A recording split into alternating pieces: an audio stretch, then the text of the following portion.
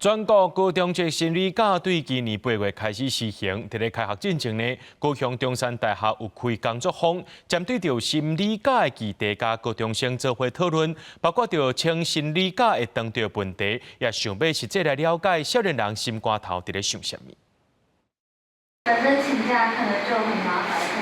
可能还跟一些证明之类的。我今天没有上课，然后我要怎么办？参与讨论的高中生对心理假，也就是身心调适假有种种的疑问。因认为申请心理假的原因可能有真多，其中对婚龄来的五眼期，伊讲考试进前会特别想要请心理假，互家己心肝头会当透一个气。段考前夕，大家可能都在学校念书，那可能对人来说造成的压力就比较大，然后看到其他人都很努力，也会有点焦虑。自己读就是比起跟一群人一起聚在一个地方的压力会小一点。高中职心理假对这个月开始实施，高雄市教育局表示，进前高雄有2间高中试办心理假，学生拢才会当接受，计共44个人提出申请。根据目前高中心理假的规定，一个学生一学期会当请3天，请假进前嘛就要有家长的同意。教育局强调，学校嘛有相关辅导的机制。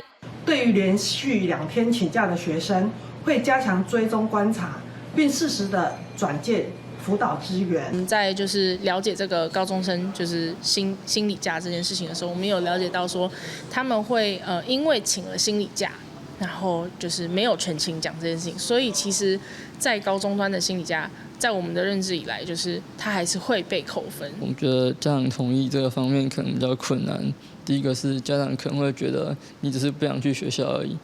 你也不知道要如何证明，就是你在心理上面真的有不舒服的地方。中山大学创意导师甲高雄学生民主联盟伫咧开学进前举办工作坊，让学生囡仔思考甲家己相关的公共事务，嘛期待因甲议题提转去学校，扩大学生参与公共议题，了解家己的权益。记者邱昭阳高雄报道。